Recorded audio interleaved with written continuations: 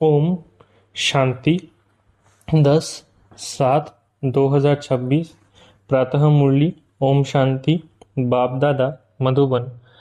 बाबा आज कह रहे हैं, मीठे बच्चे, बाप आए हैं तुम बच्चों की अविनाशी ज्ञान रत्नों से झोली भरने। यह एक एक ज्ञान रत्न लाखों रुपयों का है। मीठे बच्चे, बाप आए हैं तुम बच्चों की अविनाशी ज्ञान रत्नों से झोली भरने। ये एक एक ज्ञान रत्न लाखों रुपयों का है। प्रश्न, गुप्त दान का इतना अधिक महत्व क्यों है? उत्तर, क्योंकि बाप तुम्हें अभी गुप्त ज्ञान रत्नों का दान देते हैं। इसे दुनिया नहीं जानती। फिर तुम बच्चे इन ज्ञान रत्नों का दान करने से विश्व की राजाई ले लेते हो। ये भी गुप्त है। न कोई लड़ाई, न कोई बारूद आदि, न कोई खर्चा। गुप्त रीति से बाप ने तुम्हें राजाई दान में दी, इसलिए गुप्त दान का बहुत महत्व है। डबल ओम शांति। एक शिव बाबा कहते हैं, एक ब्रह्मा दादा कहते हैं। दोनों का स्वधर्म है शांत। दोनों ही शांति धाम में रहने वाले हैं। तुम बच्चे भी शांति धाम में रहने वाले हो। निराकार देश में रहने वाले आए हो साकारी देश में पार्ट बजाने, क्योंकि ये ड्रामा है ना। बच्चों को ड्रामा के आदि मध्य अंत का ज्ञान बुद्धि में भरा हुआ है, ऊपर से लेकर नीचे तक। ऊंच तेज भगवान, उनके साथ बच्चे। इन बातों को अच्छी रीति समझो। तुम्हारे सिवाय ये ज्ञान कोई में है नहीं। तुम पढ़ते हो खुदा स्कूल में। भगवानुवाच, भगवान तो एक ही है, कोई 10-20 भगवान नहीं है। जो भी सब धर्म वाले हैं, उनकी जो भी आत्माएं हैं, सबका एक ही बाप है। फिर बाप सृष्टि रचते हैं तो कहा जाता है प्रजापिता ब्रह्मा। शिव को प्रजापिता नहीं कहेंगे। प्रजा तो जन्म मरण में आती है। आत्मा संस्कार के आधार से जन्म मरण में आती है। फिर चाहिए प्रजापिता ब्रह्मा। गाया हुआ है, परमपिता परमात्मा प्रजापिता ब्रह्मा द्वारा रचना रचते हैं। उनको बुलाया ही जाते हैं, पतित पावन आओ। जब दुनिया पतित बनती है, उनका अंत होता है, तब ही बाप आते हैं पतित से पावन बनाने। अब तुम जान गए हो, बाप आते भी एक बार है और कब आते ही नहीं। अभी तुमको सारी नॉलेज मिली है। तुम ड्रामा के एक्टर्स हो ना। ड्रामा के एक्टर्स को सबकी एक्ट का ज़रूर पता होना चाहिए कि क्या क्या पार्ट है। वो होता है छोटा हद का पार्ट ड्रामा। उनका तो सबको पता पड़ जाता है। तुम भी देख कर आते हो। चाहो तो लिख भी सकते हो, याद कर सकते हो। छोटा सा होता है।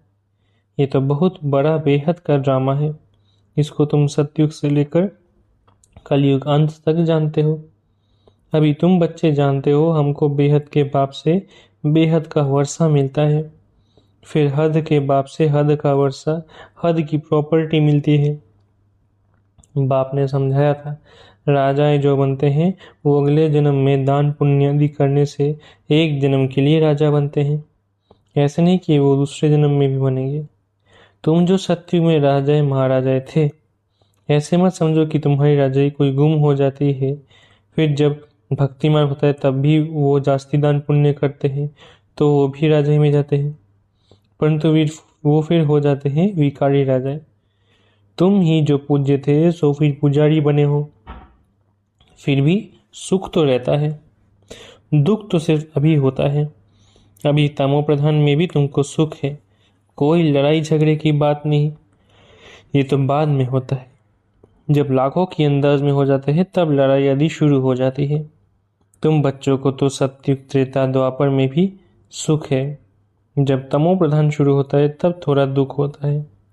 अब तो है ही तमो प्रधान। बाप समझाते हैं, ये है ही तमो प्रधान दुनिया। तुम जानते हो ये बेहद का ड्रामा है। इनसे कोई भी छूट नहीं सकता। मनुष्य जब दुख में तंग हो जाते हैं तब कहते हैं भगवान ने ऐसा खेल क्यों रचा है। अगर भगवान रचे ही नहीं तो दुनिया ही नहीं होती, कुछ नहीं होता। रचता और रचना तो है ना, उनकी डिटेल भी है। सतयुग से कलयुग अंत तक बाकी थोड़े रोज है। तुम भी प्रैक्टिकल में देखेंगे, पहले से ही तो नहीं दिखाएंगे। 5000 वर्ष का बाकी थोड़ा चक्र है, वो अभी थोड़े ही दिखा देंगे। जब होगा तब उनको भी साक्षी हो देखेंगे। जो होना होता है वो कल पहले मुवाफिक होगा। ये तो देखते ही हो, तैयारियां हो रही है। विनाश तो होगा जरूर, सब की तैयारी हो रही है।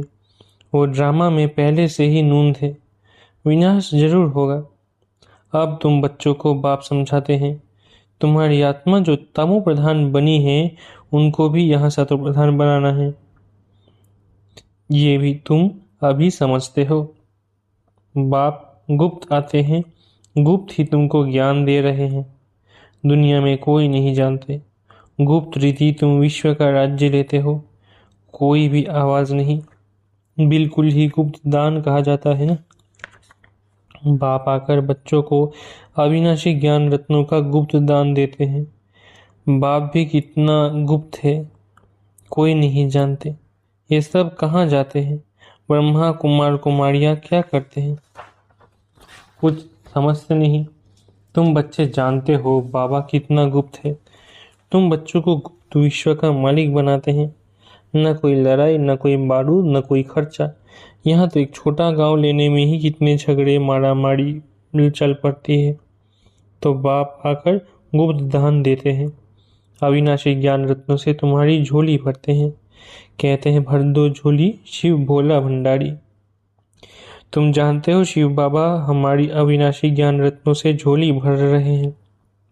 तो एक एक रत्न लाखों रुपयों का है।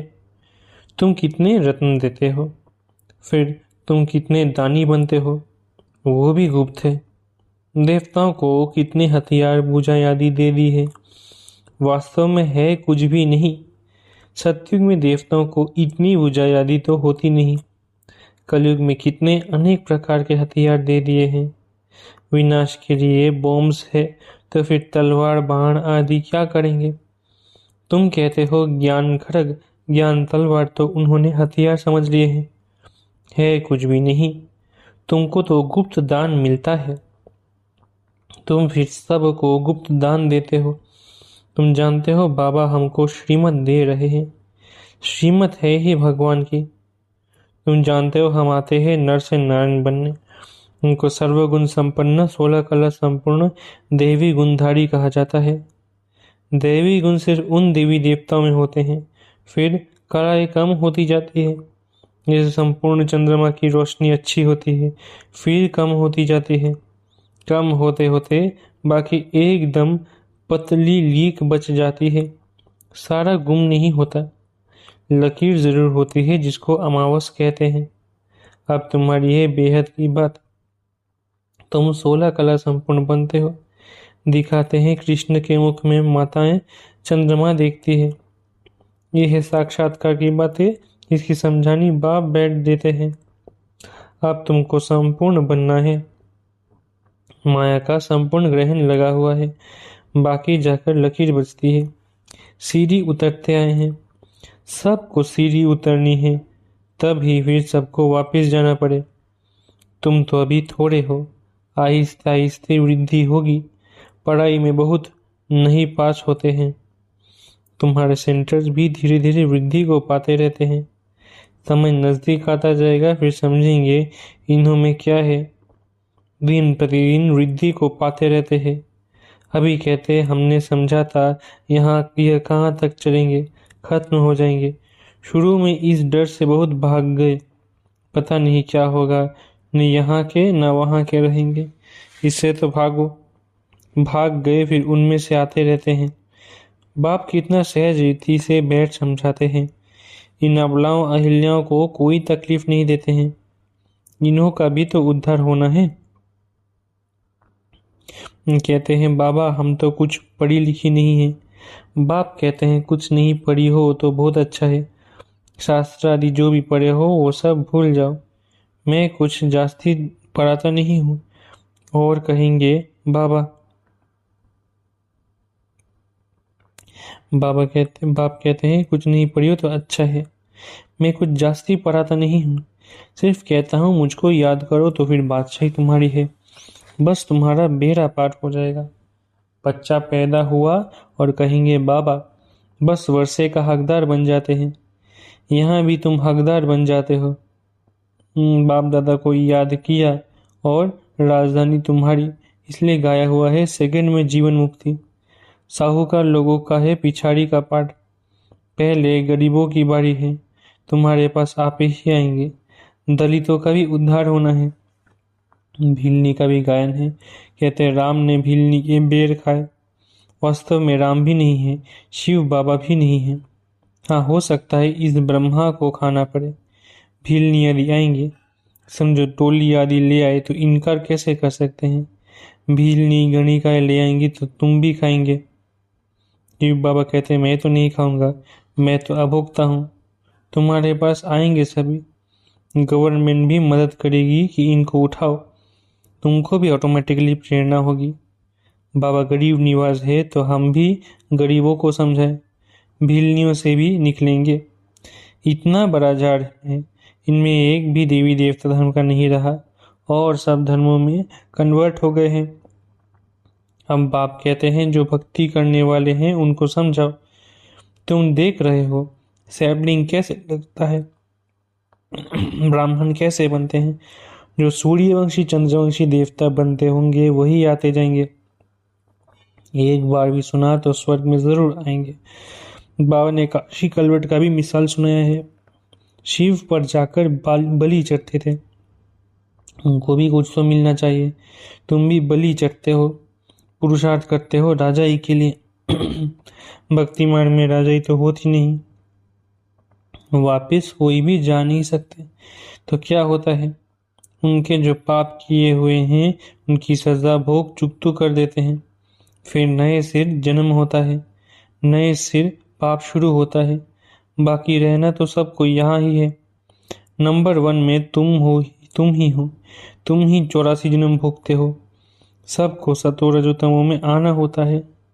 बाप कहते इस समय सारी मनुष्य सृष्टि का झाड़ जड़ जड़ीभूत हो गया है। मनुष्य तो बिल्कुल घोर अंधियारे में कुंभकर्ण की नींद में सोए हुए हैं। एक कुंभकर्ण नहीं अनेक है। तुम कितना भी समझाते हो सुनते ही नहीं है। जिनका पाठ है वो पुरुषार्थ करते हैं और वही माता पिता के दिल पर चढ़ते हैं। तक नशीन भी वही बनेंगे। कितनी बच्चियां पूछती है बाबा, बच्चों को डांटना पड़ता है। बाप कहते इसका इतना कुछ नहीं है। तुम पुकारती हो हम पतितों को पावन बनाओ। बाप भी कहते हैं काम माँ शत्रु है। ऐसे नहीं कहा जाता है क्रोध शत्रु है। माताओं में इतना नहीं होता है, पुरुष बहुत लड़ाई करते हैं। अब बाप ने तुम माताओं को आगे किया है। वंदे मातरम। नहीं तो माताओं को कहते हैं तुम्हारा पति गुरु ईश्वर है, उनकी मत पर चलना है। हथियाला बांध फिर फट से पतित बने। ये ईश्वर मिला उनको। अभी राम राज्य स्थापन होता है, बाकी सब मरते जाएंगे। बाबा ने समझाया है विनाश काले विपरीत बुद्धि, विनाश काले प्रीत बुद्धि। तुम्हारी परमपिता परमात्मा से प्रीत बुद्धि है। तुम्हारी आत्मा जानते हैं शिव बाबा इनमें आते हैं, इन द्वारा हम सुन रहे हैं। इतनी छोटी बिंदु है।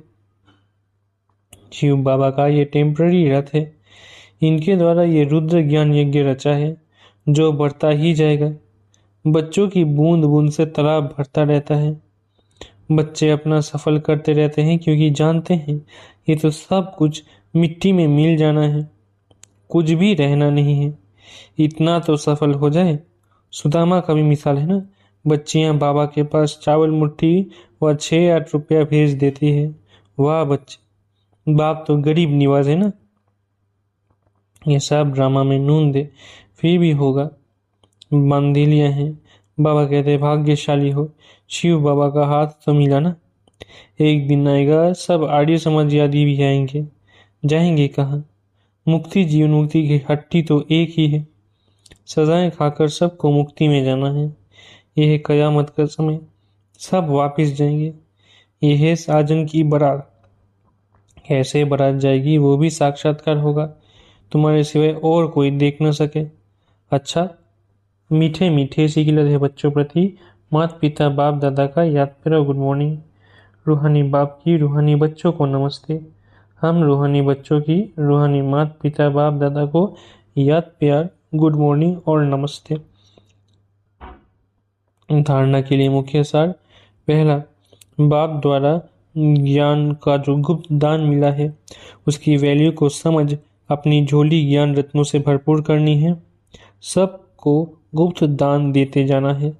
दूसरा, इस कयामत के समय जबकि वापस जाना है तो अपना सब कुछ सफल करना है, प्रीत बुद्धि बनना है, मुक्ति और जीवन मुक्ति का रास्ता सबको बताना है।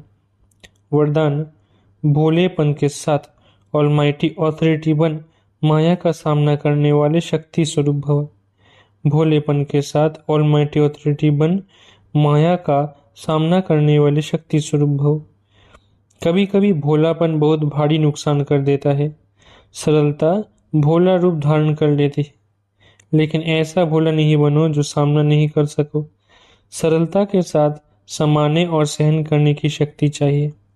जैसे बाप भोलानाथ के साथ ऑलमाइटी ऑथोरिटी है, ऐसे आप भी भोलेपन के साथ साथ शक्ति स्वरूप भी बनो तो माया का गोला नहीं लगेगा। माया सामना करने के बजाय नमस्कार कर लेगी। स्लोगन, अपने दिल में याद का झंडा लहराओ तो प्रत्यक्षता का झंडा लहरा जाएगा। स्लोगन, अपने दिल में याद का झंडा लहराओ तो प्रत्यक्षता का झंडा लहरा जाएगा। अव्यक्तिशाली ज्वाला स्वरूप स्थिति में रहे शक्तिशाली याद का अनुभव करो। विशेष याद की यात्रा को पावरफुल बनाओ, ज्ञान स्वरूप के अनुभवी बनो। आप श्रेष्ठ आत्माओं की शुभ वृत्ति व कल्याण की वृत्ति और शक्तिशाली वातावरण अनेक तड़पती हुई भटकती हुई पुकार करने वाली आत्मा को आनंद शांति और शक्ति की अनुभूति कराएगी। अच्छा, ओम शांति। शुक्रिया बाबा।